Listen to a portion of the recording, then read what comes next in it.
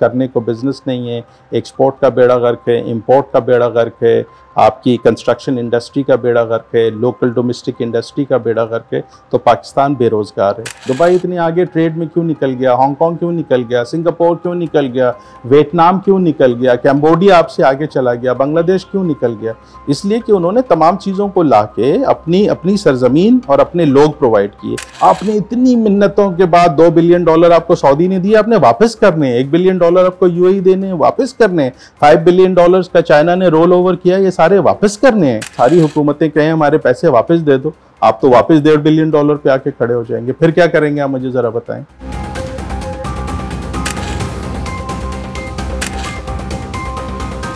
यार IMF का मुआहदा अपने आप में एक बहुत बड़ा मुअम्मा है और उसकी वजह ये है कि ये एक स्टैंड बाय एग्रीमेंट है और ये रिव्यू बेस्ड एग्रीमेंट है। अभी इनको एक किस्त मिली है, फिर ये सारे का सारा सिस्टम को रिव्यू करेंगे और अगर रिवीजन के अंदर जो इन्होंने प्रोमिसेस किए हैं, लगता ही है कि गवर्नमेंट अभी आपकी चंद दिनों के बाद ये अनाउंस करेंगे कि जी हम जा रहे हैं, क्योंकि इनको इलेक्शंस के लिए 3 महीने चाहिए, तो वो चाह नहीं रहे कि मुद्दत पूरी हो। तो इसके बाद जो इंटरिम गवर्नमेंट आएगी, उन्होंने इनके जो मुआहदे हैं, जो एग्रीमेंट्स हैं, जो अभी इन्होंने स्टाफ लेवल मुआहदा किया जिसके बेसिस के ऊपर इनको पहला आया है, उसकी इम्प्लीमेंटेशन इन्होंने कितनी की हुई है, जो इन्होंने फिगर्स दिए थे उसकी रिकवरीज इम्प्लीमेंटेशन वो बहुत ज़रूरी है। अगर वो नहीं किया होगा तो फिर सेकेंड रिव्यू का बड़ा इशू होगा। तो this is one part of the IMF agreement जिसकी आप बात कर रहे हैं। इससे बिजनेसमैन को क्या फ़र्क पड़ेगा?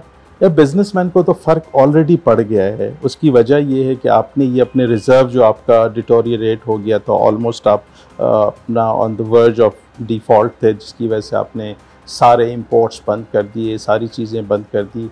फिर FATF को खुश करने के लिए या उनके स्टैंडर्ड्स को मीट करने के लिए आपने इतनी रेमिटेंसेस के ऊपर पाबंदी लगाई, जिसकी वजह से सारा बैक चैनल एंड हवाला शवाला पे आपकी ऑफिशियल रेमिटेंस कन्वर्ट हो गई।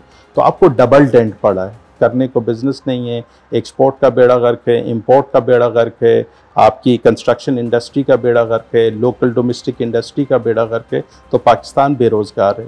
दुनिया में ऐसा कौन सा बिजनेस है जो 35-40% अर्न करता है, जिसमें से पहले बैंक को 25% दे दे, फिर अपने खर्चे निकाले, फिर प्रॉफिट मार्जिन निकाले? आजकल तो ग्लोबल विलेज के अंदर इस कदर कंपटीशन है कि 7-8% पे काम करना बहुत बड़ा एक अचीवमेंट है। तो आप बैंक के लिए कमाएंगे, अपने लिए कमाएंगे, इसलिए लोग बिजनेसेस को बंद करके बैंक में अपने पैसे रख रहे हैं, जिनको मंथली बेसिस के ऊपर अच्छा खासा उनका प्रॉफिट मार्जिन मिल रहा है। तो बिजनेस नहीं रन कर रहे हैं ना, इंडिविजुअल्स रन कर रहे हैं। वो कौन इंडिविजुअल्स रन कर रहे हैं? जिनके पास करोड़ों में अरबों में पैसे पड़े हैं, उन्होंने बैंक में रख दिए। आप 10 करोड़ रुपए रखें, महीने के 15 लाख रुपए 18 लाख रुपए आपको मिल रहे हैं, आपके घर का खर्चा चल रहा है। 10 करोड़ तो मैं आम लोगों की बात कर रहा हूँ, जो बड़े जाइंट्स हैं, बिजनेसमैन हैं, जिन्होंने अरबों रुपए रखे हुए, तो महीने के तो करोड़ों की तो उनको बैंक के थ्रू इंटरेस्ट मिल रहा है। फैक्ट्री इसलिए चलाते हैं लोग, इंसेंटिव्स मिलती हैं, रिबेट्स मिलती हैं, लेबर लॉस को आप इम्प्लीमेंट करते हैं, इलेक्ट्रिसिटी और आपकी एनर्जी की कॉस्ट लो होती है, तमाम चीज़ों को मिला के फिर आप बिज़नेस करते हैं। बट आपने हर चीज़ का बेड़ा गर्क किया होगा तो आप फिर कैसे बिज़नेस करेंगे? ज़रा मुझे समझाएं। पाकिस्तान ना केमिकल्स बनाता है, ना यान बना रहा है, ना चीज़ें बना रहा है, ना एक्सेसरीज़ बना रहा है, ना गारमेंट की मशीनरी बना रहा है, ना टेक्सटाइल मशीनरी बना रहा है, हर चीज़ इम्पोर्ट होती है। तो जब इंपोर्ट ही आप बंद कर देंगे, जो बेसिस हैं फैक्ट्रीज़ के चलने के, आपके पास तो सिर्फ ह्यूमन कैपिटल है जो कि आपकी लेबर है।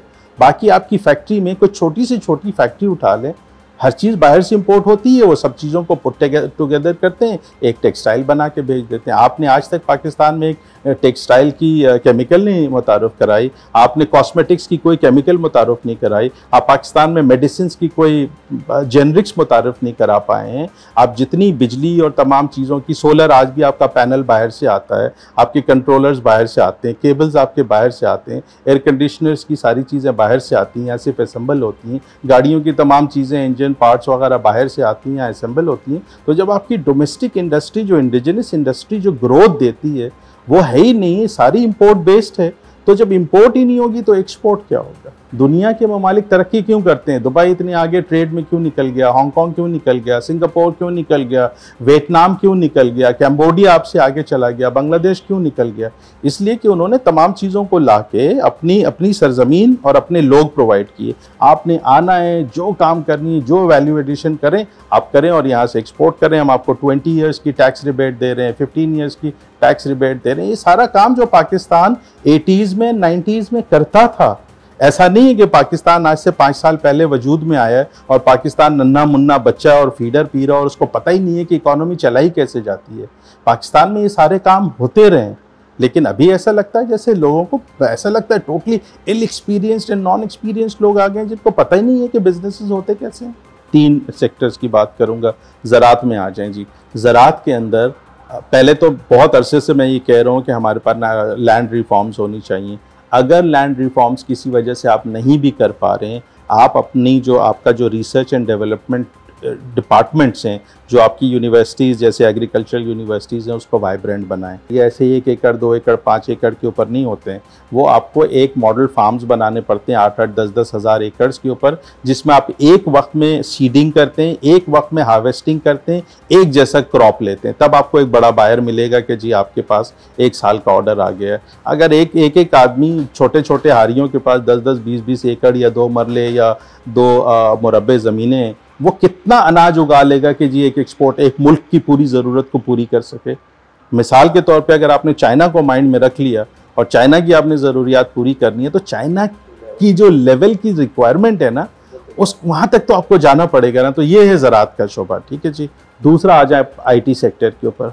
अगेन आप बातें करते हैं, आपने पूरी कौम को यहाँ 3-4 मेंटोर और ये सारे आ गए और आके उन्होंने सारे मॉडरेटर्स आए और जी अमेज़ॉन पे लगा दो, फलां पे लगा दो, फलां पे लगा दो, और लोगों को पागल बना दिया कि जी डॉलर कमाओ। उनमें से एक को भी स्किल्स नहीं आती।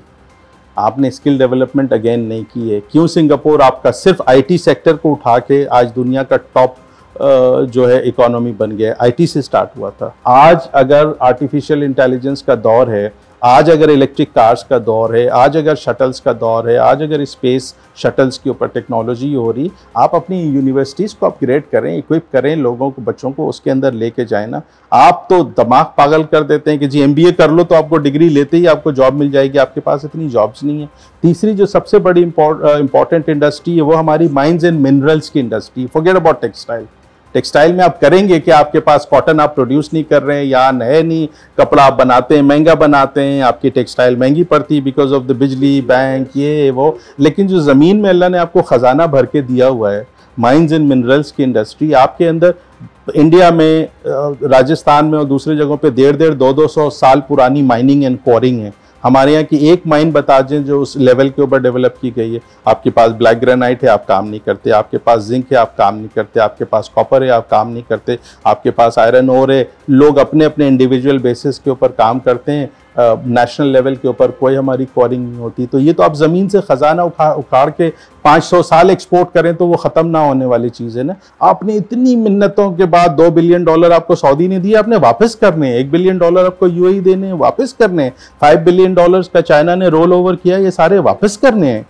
अगर आज वो जिस तरह पिछले गवर्नमेंट में भी सऊदी ने 2 बिलियन मांग लिए थे, UAE ने भी मांग लिए थे, आज अगर जाते ये थोड़ी सी तिड़िंग बिड़िंग करती है हमारी इंटरिम गवर्नमेंट और ये सारी हुकूमतें कहें हमारे पैसे वापस दे दो, आप तो वापस $1.5 बिलियन पे आके खड़े हो जाएंगे। फिर क्या करेंगे आप मुझे ज़रा बताएं। ताज़ा तरीन खबरें, तहकीकाती रिपोर्ट्स और स्टॉक मार्केट के हालात, खेलों की खबरें, शोबिज़ और सोशल मीडिया ट्रेंड्स, सिर्फ एक क्लिक की दूरी पर। MM न्यूज़ की एप्लीकेशन डाउनलोड करें और बाखबर रहें।